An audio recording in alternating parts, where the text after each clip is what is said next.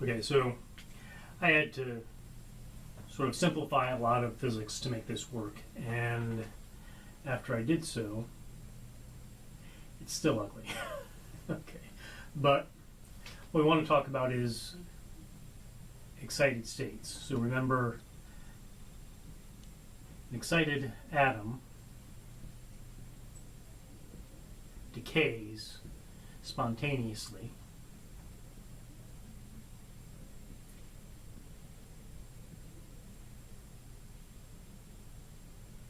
and we want to have some idea about how quickly it decays, so we can figure out how much the speed of light slows down in a material.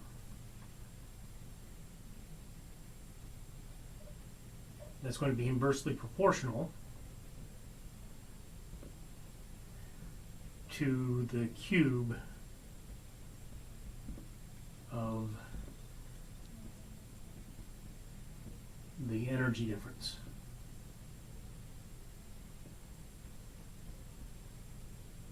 I shouldn't use energy in Texas. And the reason is because we have a power company that actually does that.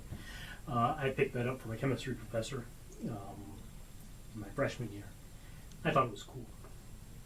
So I like to keep doing it.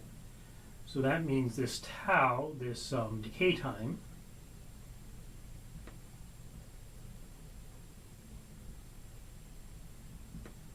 is equal to, or I should say it's kind of like 3/2 times h, how many is that? 4, h to the 4th c cubed over epsilon naught e squared, right, times that delta E squared. So that will be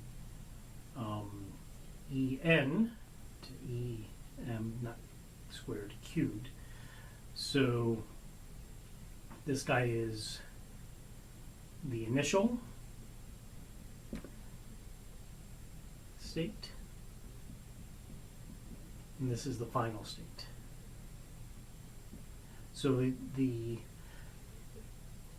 more energy there is between the two states as this thing collapses, as this goes back down to the original energy level. So we'll remember that we had something like this, right? We had a bunch of energy levels. So going from this level down to this level takes less time than going from this level to this level, or this level to this level, or even this level to this level, all right? Because the energy difference is larger, right? So this guy's mostly going to collapse down here if it's possible. Now, if you look at chemistry, there are all sorts of selection rules and difficulties like that. And if you look at the physics, there's actually some extra terms in there that make it a little more complicated. But basically, this is saying that the higher your energy level, the shorter the time you get to stay there, and you end up having that like the inverse cubed. Now, that's not the only thing that's going on, right? So remember, when we had this before, we had our electron absorbing a photon, and that took some amount of time, delta t, then going around a little bit and then collapsing back down and emitting a photon, and that takes another time, delta t, to come back here. This delta t is technically the uncertainty in the amount of time that it absorbs. This is the uncertainty in when it's going to be up here and going to be down there, but basically this is the amount of time that it takes for us to be sure that this photon has been absorbed by the atom. So that gives us a different estimate. Delta E delta T is equal to h over 2 pi. I guess this time here is tau. So the total time for the slowdown is actually going to be twice this delta t plus that tau. So A was the transition time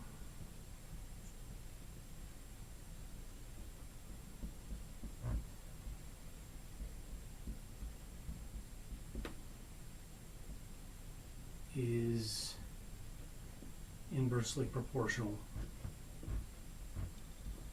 to the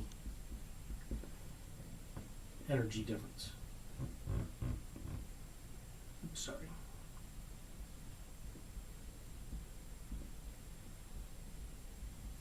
So the total time for the slowdown, the total wait time in the atom for that photon is 2 delta t plus tau.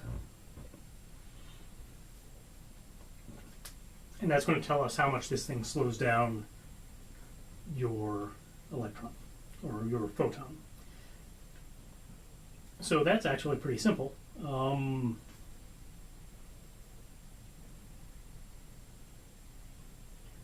Let's see, I don't know. I've got to think about that. I do have an example, and it's a little more complicated than I want it, or it's a little uglier than I want it. It just requires lots of little parts. Obviously, you have to find the delta t and the tau, and you have to add them together. And if I just give you the energy levels, then you have to figure out like this. So it doesn't take too much, but it takes a little bit of time. So that's more or less all the physics that I wanted to tell you about in this class. There might be other classes in the future that you might want to take, but you probably don't. But we'll look into this later on. I'll see what I can do in the future. There's some things I want to do that include getting rid of these. But I'll talk to you later. Thanks for listening, and I hope you have a great, I guess, 2 weeks before you start class again. All right. Bye now.